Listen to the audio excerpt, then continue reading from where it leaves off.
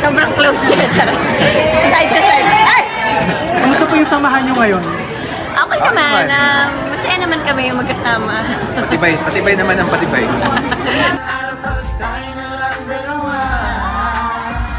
Parang first time yata namin kumanta para sa... For a brand. Yeah, for a brand. Yes. So thank you Chowking for making this happen. I'm sure marami silang napasaya. Kamusta po yung feeling? Anong naramdaman nyo? Siyempre masaya, siyempre excited, and naramdaman talaga namin ang Chowly Day experience. Ako parang it's a perfect time to jumpstart the holiday season, and I'm happy na first Christmas tree actually na nakita ko for the year and the light up, so it's a very happy and warm feeling.